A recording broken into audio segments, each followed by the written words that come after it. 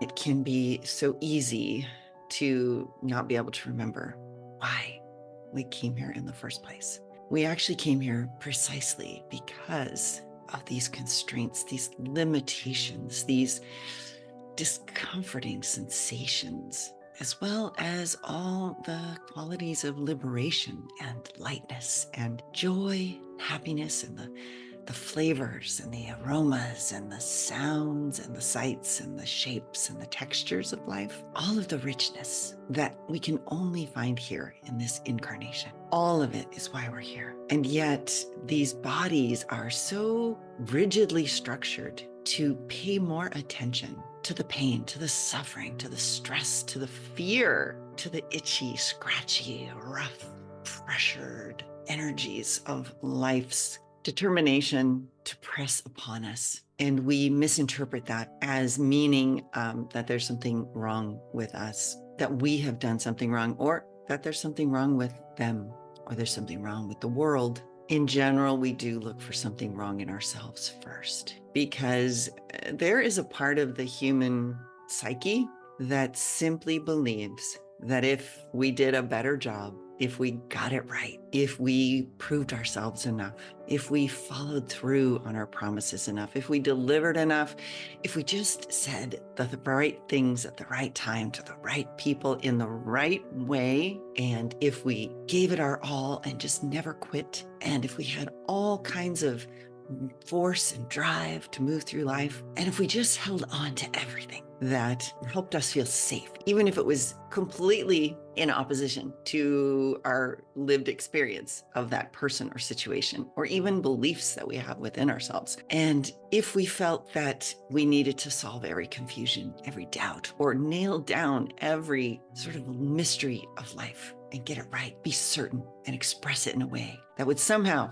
create an impact in the world and let us be who we are and move in a direction that we know is correct for us. And this is why it's so important to look at your human design chart. Look at your body graph. See all of the places that are colored in, because those are all of the things that you were imprinted with when you came here. They're fixed, they're reliable, they're consistent within you. And then look at all the places that are white. That's all your openness. It's where you're here to be receptive, to soak in the rain of life. And yet all of your fixedness is looking at your emptiness saying, why can't I be that? Why can't I have that part? And it seeks others who have the very thing it doesn't have, so that it can say, yes, see, it's possible, so I should be able to do it too. And it's that lack of self-knowledge, lack of self-love, and lack of willingness to befriend all that we are not, that those parts of ourselves that will always be open, that will always feel like they're seeking, and even to celebrate all of those parts of ourselves. And I have not found another way to come heart to heart with all of the truth of me except through this system called human design. And in fact, I have been one my whole life to resist any one system being right. I don't believe that it's possible. And so it's taken 3.5 years for me to study, work with, and experience and experiment with my own design. For now, in my body, I have the knowledge, the knowing. This is a map that genuinely works. And it isn't here to tell you who you're supposed to be or who you should be. It's here to show you who you already are, so that you have the choice to say yes to yourself. You have the choice to no longer fight, to no longer strain against the winds of life, and to know that when the dust is blowing into your eyes and the grit's getting in your teeth and the wind is howling in your ears and your whole body is just feeling that itchiness of the wind, that pressure and the fear that may come with it, to know that there's nothing to do but return to the truth of who you are. And this is how human design can help you. It can tell you exactly how you're designed to make your decisions,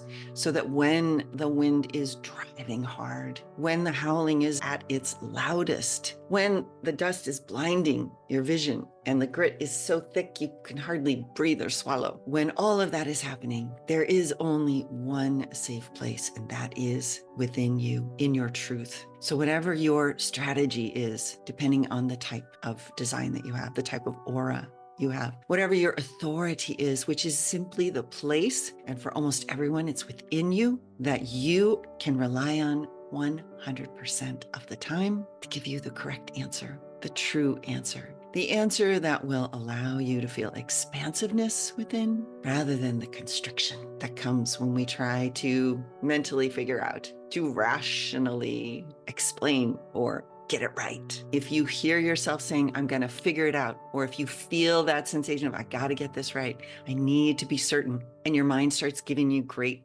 arguments for why you should or shouldn't, but every one of those arguments makes the core of your energy in your body just get smaller and tighter, that's when you know you're not listening to your deepest wisdom. And in human design, it's called your authority. So human design doesn't speak to how we got here, why we're here, the purpose of all of this messy physical beingness, this mundane reality. It just gives you a map of all the tools, all the kit that you were given to draw upon while you're here. And then I offer the extra layer that you are here. It is purposeful, and purposeful means you may never know in this lifetime or many lifetimes what that purpose was. However, you can trust that you didn't arrive here by accident, and you didn't arrive here with this unique and specific design by accident. You are a part of an extraordinary, expansive dance across all time and space. And all you need to do is learn your moves. You don't need to learn anyone else's. You don't need to imitate some other dancer who you think is better. Just learn your moves and dance your dance. And as you do,